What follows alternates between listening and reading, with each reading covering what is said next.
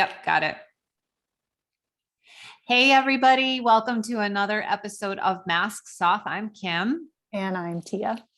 And we are actually going to do something a little different today. We're going to go back and talk about another mask. We haven't talked about one in a while. And so we were just kind of chatting and we came up with this title word called the bully mask, but we'll explain in more detail. And then as we do in the show, you can see whether or not you identify with or know someone that wears the bully mask.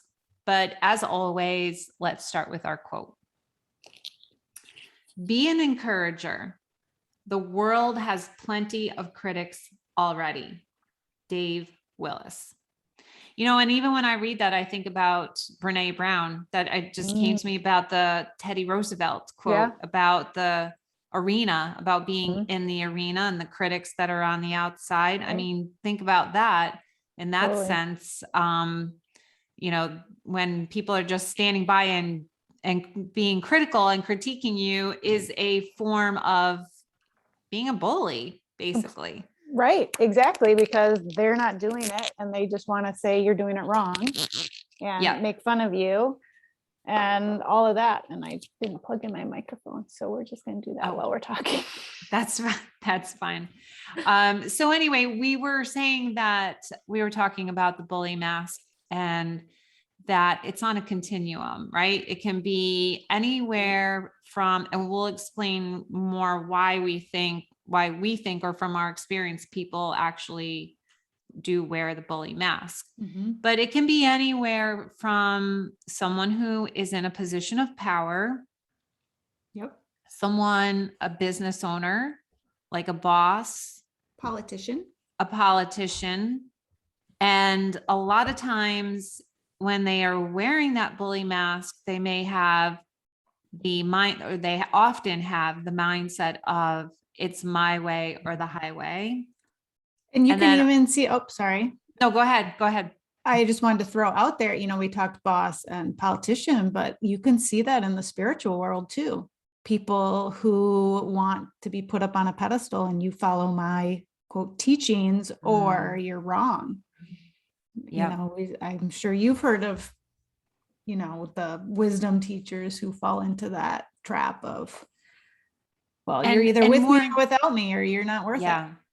Yes. That's dangerous. And that's the key piece that you just said. And I love that you said that you're not worth it. And that's often, you know, the message that is behind one who's wearing the bully mask. It may be intentional or not, but that is often the energy that's behind the person, because there's this sense of, often hand in hand with the bullier, the sense of superiority, right? This energy of separation, from you and I. So if I'm going to wear the bully mask and I started to attack you, Tia, verbally, because of a disagreement that we had, you may have just simply stated an opinion. You might have just asserted yourself in a certain way. And if that triggered me in a sense that I wear the bully mask, now I have this sense of superiority, and I'm going to be, when you say it's my way or the highway, it's like higher up, right? I'm higher than you, you're lower. So therefore, there's separation now between you and I. So do you think that some of the bully mask aspect, I mean, obviously there's a self-protective mode, which we can talk about, but I'm wondering how much is there a narcissistic aspect to that as well? My way or the highway. It's, you either succumb to me and my hierarchical aspect, because I know everything and you know nothing. And then there's the bully aspect too, of the fight and the pushback, and I'm going to squash you like a little bug type of thing. Yeah, that's a really good point, because in my experience and in my life, the people that, you know, I have encountered that wear the bully mask, there's definitely some degree of narcissistic behavior for sure. Yeah. So I feel like, and I said, and we're not talking personality disorder, just more narcissism. Right. Exactly. But I think there's like a prototype though.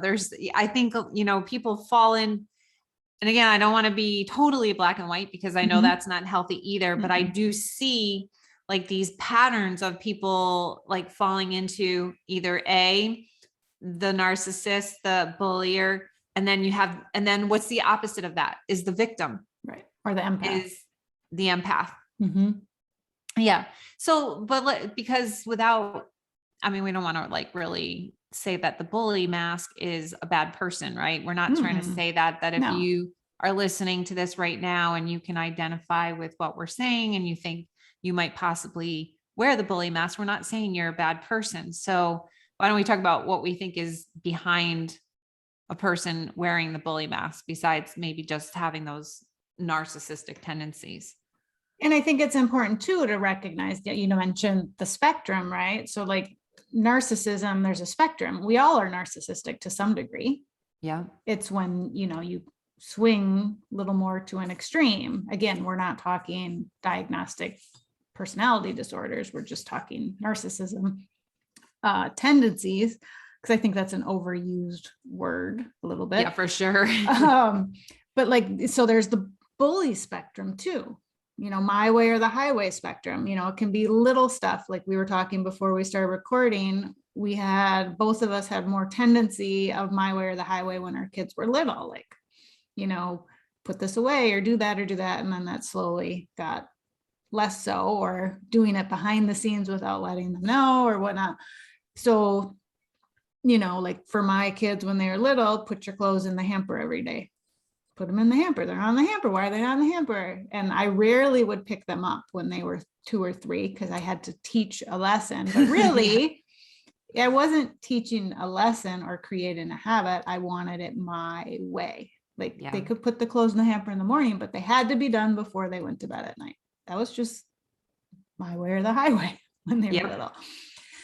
So is that bullyish? It tipped over to bullyish when I got really stern, and focused on all I care about is that those clothes get in the hamper before they go to bed. That's it. Then it's a problem. Right? Yep. And that, or the bully aspect of like an actual, what we think of a bully in school is a different aspect.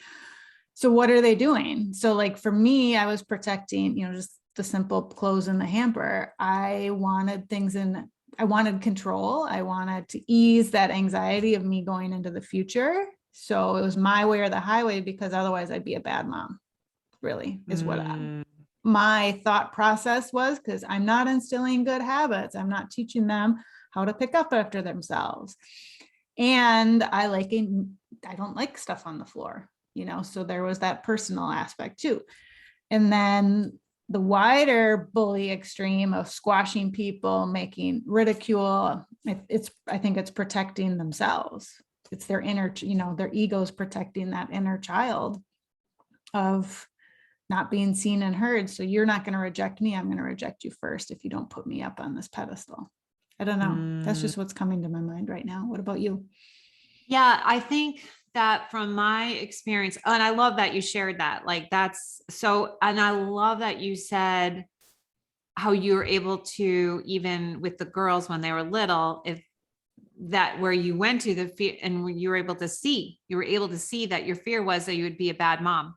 Because I can relate to that too. Like I definitely was very controlling with my kids with certain things. Like I would read a book on this is the best way to parent, or this is what you need to do.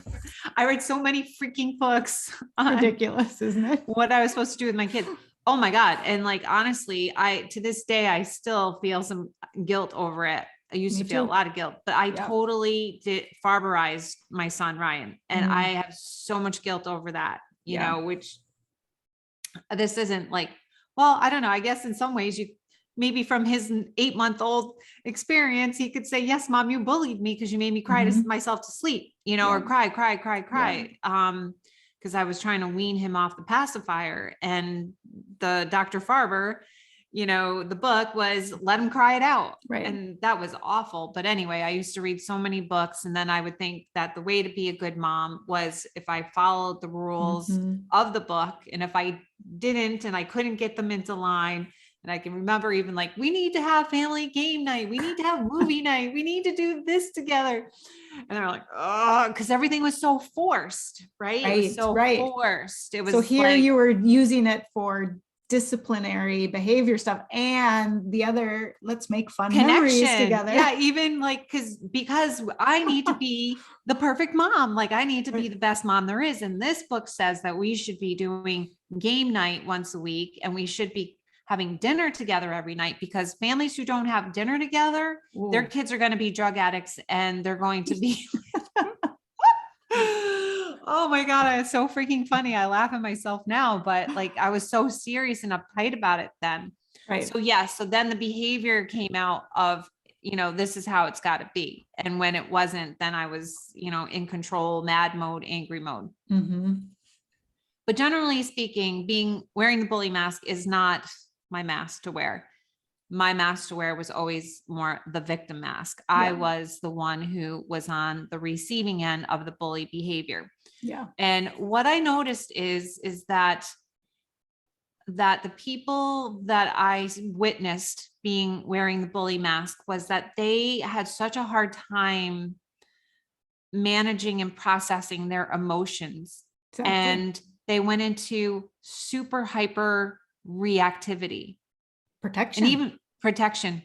So even though I would overreact and react, I wouldn't go outward with it. I would go inward with my fear and with my anxiety and my worry and being, like, oh my God, feeling powerless and helpless. Like, how am I going to do this?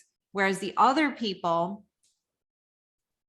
and especially I noticed the pattern is that if they were confronted by someone, not only so it's my way or the highway. And then if you're going to confront me on it, and you're going to challenging me, you're going to come and challenge me on my way or the highway, then I'm really going to bully you. Yeah.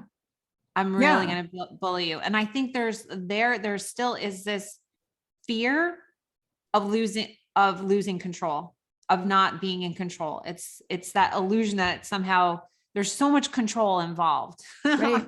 And really with all masks, all the masks are there for protection.